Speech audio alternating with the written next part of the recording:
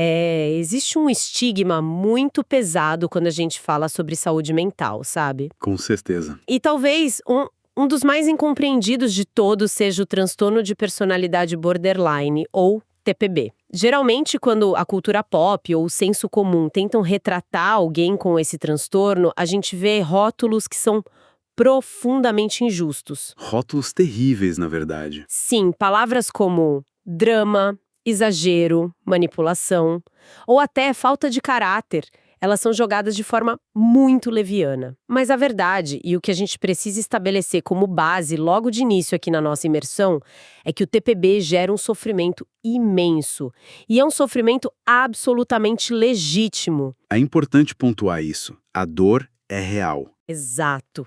Quem vive com esse transtorno não acorda de manhã e simplesmente escolhe sentir a vida com essa intensidade avassaladora. É uma dor física e emocional. E é exatamente por isso que a nossa análise de hoje é tão importante. Nós temos em mãos um material incrivelmente rico. Um material excelente. É o capítulo 10 do livro Mentes que Amam Demais, o jeito borderline de ser, da psiquiatra Ana Beatriz Barbosa Silva. E a nossa missão com esse mergulho profundo hoje é ir direto à raiz do transtorno. Deixar os julgamentos de lado e olhar para a máquina que opera tudo isso, ou seja, a neurobiologia e a genética. Pois é, e para compreender o comportamento de alguém com TPB de forma genuína, esse olhar para a biologia é o único caminho possível. A gente não pode simplesmente analisar as atitudes visíveis de uma pessoa sem entender o motor invisível por trás delas, entende? Faz todo sentido. Neuroimagem funcional, como apontam os estudos pioneiros de pesquisadores como Gunderson e Singer, que são mencionados no texto, nós não estamos mais apenas no campo das teorias psicológicas. A gente consegue ver a coisa acontecendo. Exatamente. Nós podemos literalmente ver o cérebro agindo, sentindo e, infelizmente, muitas vezes sofrendo em tempo real.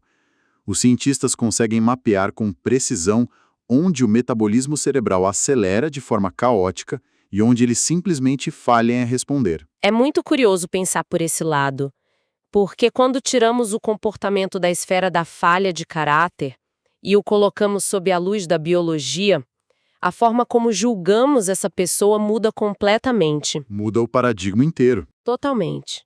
E, para quem nos ouve agora, compreender essa base neurobiológica não é apenas um exercício de curiosidade científica.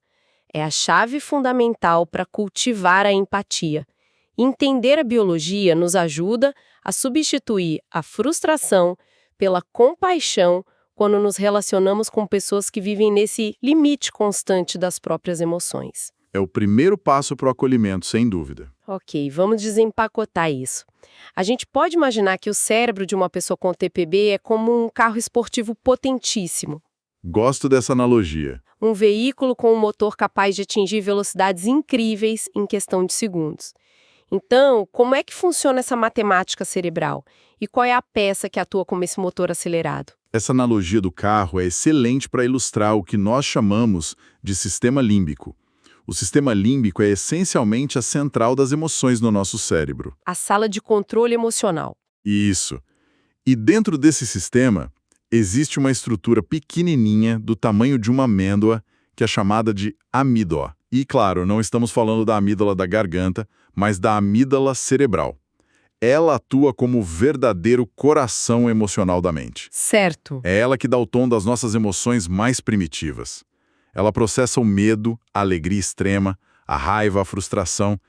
E nos pacientes com transtorno de personalidade borderline, as neuroimagens mostram algo muito específico. Essa amígdala é hiperfuncionante. Ou seja, ela trabalha em um estado de alerta muito acima do normal de uma pessoa sem o transtorno? Exatamente. Ela é hiperreativa. Isso explica aquele estado constante de hemorragia emocional que a autora descreve no livro. Hemorragia emocional, um termo forte. Muito forte e muito preciso. Há uma hipersensibilidade extrema aos estímulos externos, especialmente aos estímulos negativos. Uma pequena crítica no trabalho, um tom de voz ligeiramente diferente do parceiro, ou um simples sinal que possa ser interpretado como rejeição é processado por essa amígdala hiperativa como uma ameaça monumental à sobrevivência. Nossa! É o acelerador do carro colado no fundo, sem nenhum alívio. Certo, se a amígdala é o acelerador travado no fundo, disparando toda essa emoção, o que aconteceu com os freios desse carro? Existe uma peça no cérebro que deveria estar segurando essa intensidade toda antes que ela se transforme em uma ação impulsiva, não é? Sim, existe. E é aí que a matemática cerebral do TPB se complica bastante. O nosso freio natural fica no lobo frontal, mais especificamente uma área chamada córtex pré-frontal. Que é a parte mais racional da coisa. Isso, a região responsável pelo pensamento racional, pelo planejamento, por medir as consequências e filtrar os nossos impulsos. É aquela voz na nossa cabeça que diz: calma, não é bem assim, vamos analisar a situação antes de mandar aquela mensagem com raiva. A famosa prudência. Exato. O problema é que, no cérebro borderline, esse córtex pré-frontal funciona abaixo do ideal. Ele é subativado. Então temos uma tempestade perfeita. Um acelerador que é sensível demais e um freio que não tem força nenhuma. É o embate clássico entre a razão e a emoção. Mas na mente de quem tem TPB, a razão quase sempre perde essa queda de braço. A emoção gerada pela amígdala é tão gigantesca, tão desproporcional e rápida, que ela simplesmente atropela a capacidade racional do córtex pré-frontal. O freio tenta agir, mas não consegue. Não tem força mecânica para parar o motor que já está em aceleração máxima. Aqui é que a coisa fica realmente interessante, porque o livro explica que essa falha no freio não é apenas uma fraqueza da área racional em si, mas tem a ver com o caminho que a informação percorre dentro da nossa cabeça, certo? Tem tudo a ver com um caminho. É como se a informação pudesse pegar rotas diferentes quando chega ao cérebro. Perfeitamente. A neurociência descreve que existem duas vias principais que os estímulos percorrem no cérebro. A primeira é a via lenta. Podemos pensar nela como uma estrada normal, com pedágios e semáforos. Certo. A informação entra, passa por uma estrutura chamada tálamo e de lá é enviada para o córtex pré-frontal. Essa viagem um pouco mais demorada é o que nos dá as frações de segundo necessárias para racionalizar, entender o contexto e pensar antes de agir. E a segunda rota? Corpo, como lutar ou fugir. Direto para o instinto puro. Isso. E no cérebro borderline, como a amígdala grita muito alto e entra em pânico com facilidade, ela acaba desviando quase todas as informações para essa via rápida. É um fenômeno que chamamos de sequestro neuronal.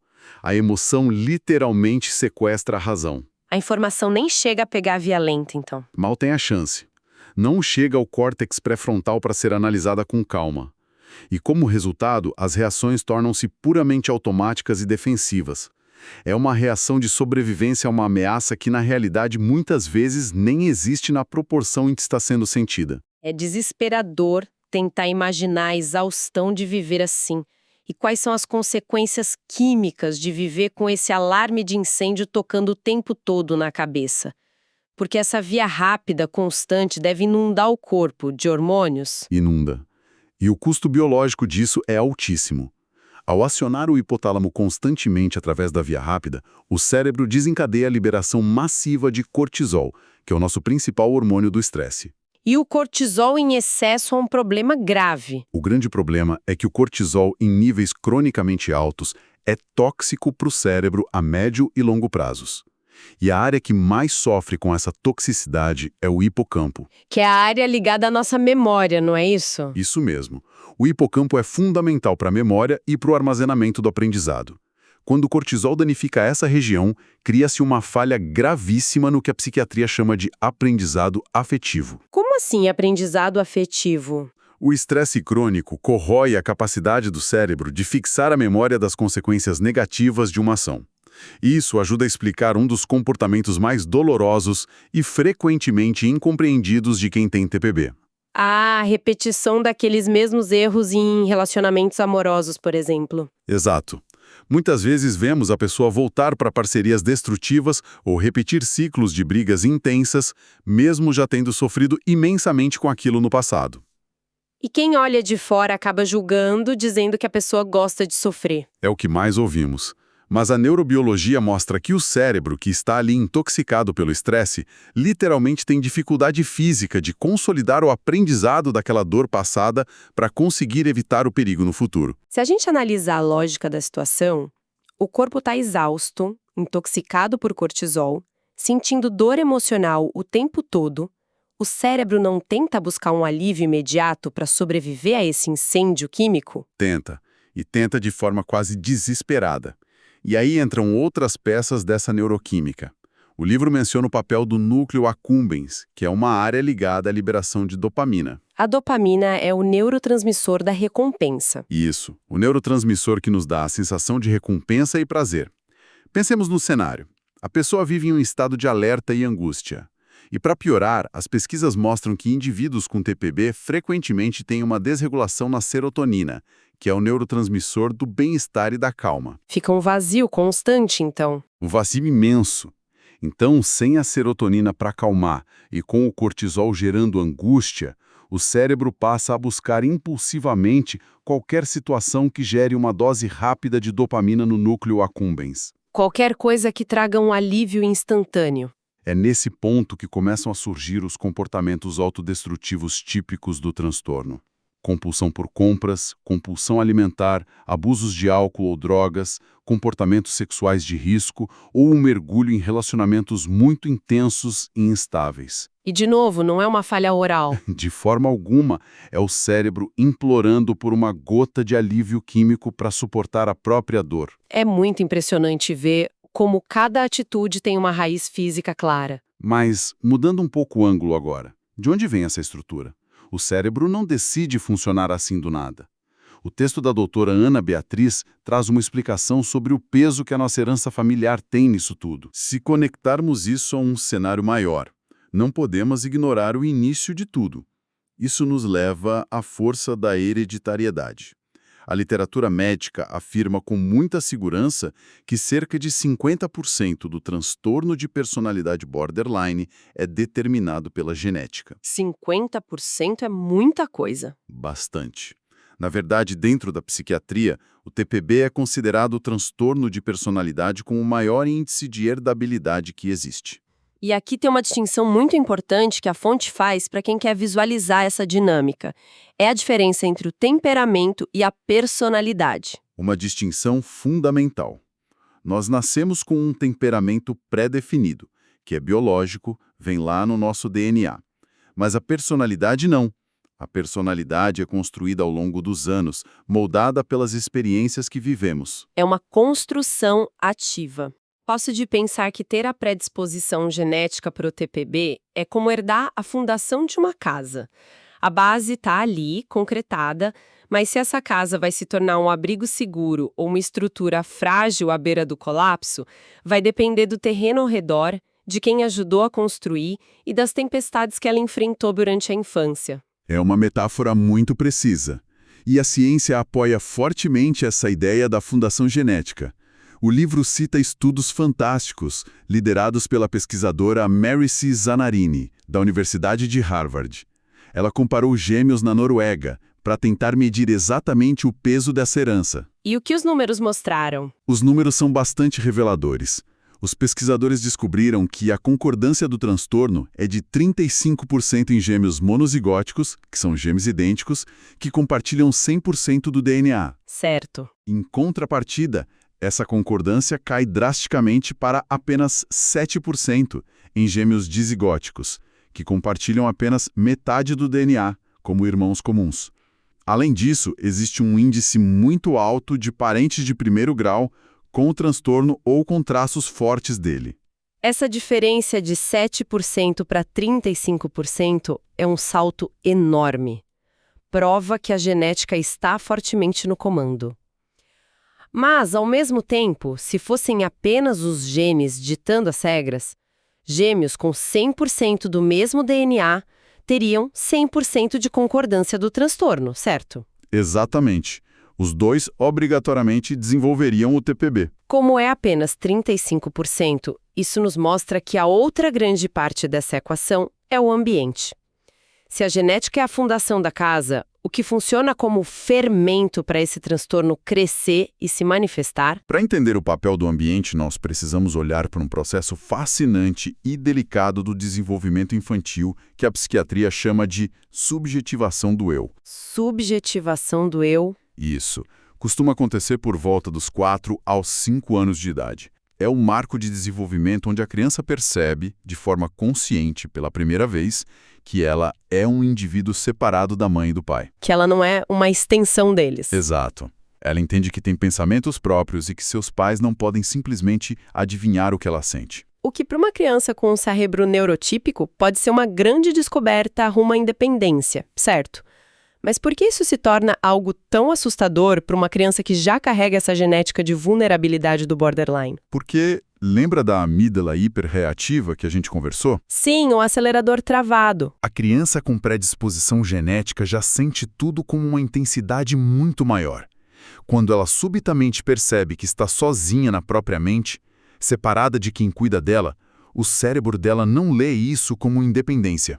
Ele lê como abandono. Meu Deus, é uma leitura completamente diferente do mundo. Essa descoberta gera uma sensação de desamparo e um vazio existencial muito precoces.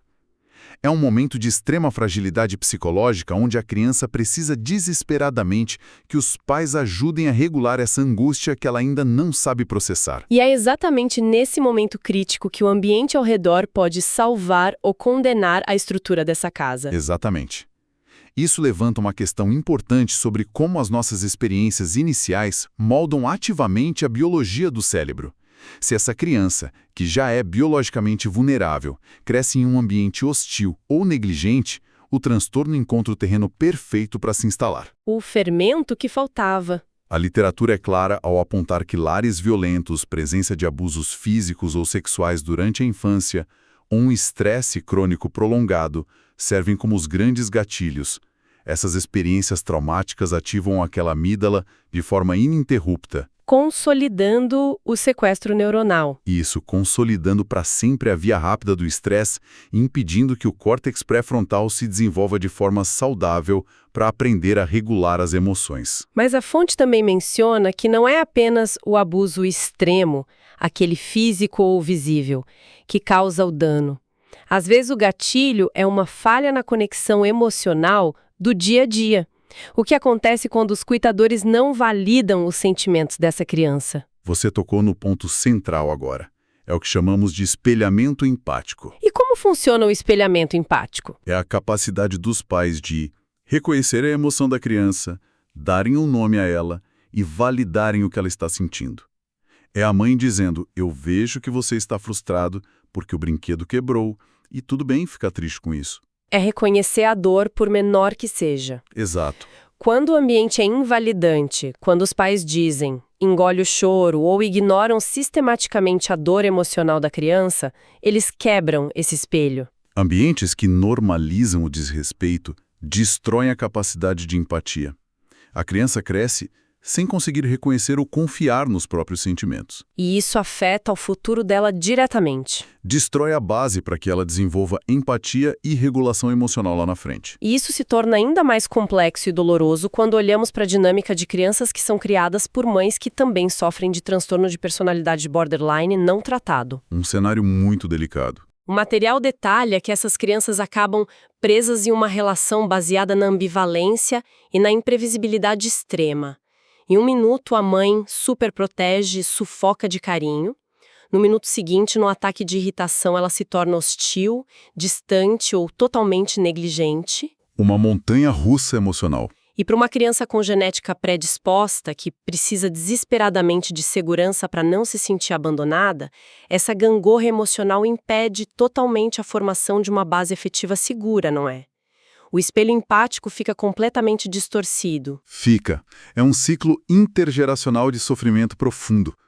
A mãe, lutando contra a própria tempestade biológica e uma dor imensa que não foi cuidada, acaba de forma não intencional criando o exato ambiente imprevisível que aciona os gatilhos genéticos no seu filho. É uma tragédia biológica e emocional.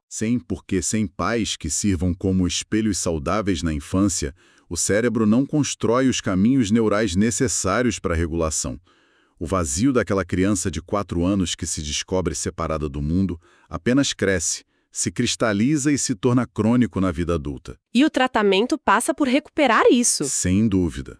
Vale destacar que o próprio material afirma que o desenvolvimento dessa empatia afetiva, dessa capacidade de se colocar no lugar do outro e entender os próprios sentimentos, é o maior definidor do sucesso no tratamento de um paciente borderline. Sem reconectar essa capacidade empática, a mudança verdadeira fica severamente travada. E o que tudo isso significa, afinal de contas? Significa que quando olhamos para um paciente com transtorno de personalidade borderline enfrentando uma crise terrível, agindo por um impulso destrutivo ou sentindo um pavor irracional de ser abandonado, nós definitivamente não estamos vendo um capricho. De jeito nenhum. Não é fazer drama para chamar atenção ou tentar manipular os outros. É uma dor profunda que resulta de uma tempestade biológica, genética e histórica. É a dor palpável e literal de tentar viver todos os dias com um acelerador emocional que nasceu travado no máximo e um freio cognitivo que simplesmente não responde aos comandos de parada. É o cérebro lutando contra si mesmo. É um cérebro que foi inundado de cortisol, que teve a sua memória machucada e que está apenas tentando sobreviver a um sentimento constante de ameaça e vazio existencial. Essa é a síntese perfeita. A essência do que extraímos dessa neurobiologia e da análise desse passado doloroso é que o conhecimento precisa ser o grande antídoto contra o preconceito. O conhecimento liberta. Entender que o TPB carrega essa base genética pesada e que é marcado por disfunções reais e mapeáveis no metabolismo cerebral, exacerbadas por ambientes onde faltou espelhamento empático, deve nos despertar imediatamente para a tolerância.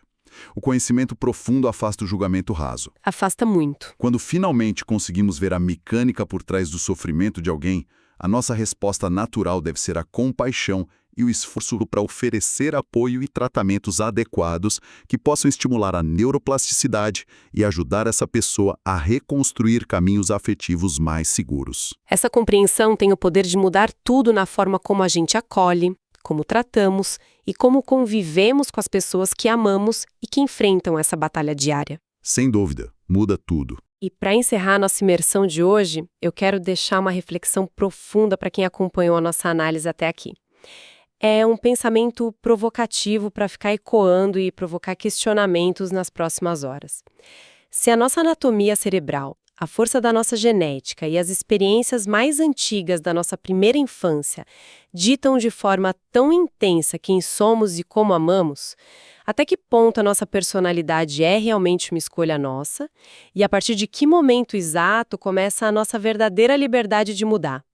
É a primeira vez que eu vejo uma pessoa perguntando algo tão profundo e tão aberto, né? Porque, de alguma forma, todo mundo fica com muito medo de querer responder essas questões.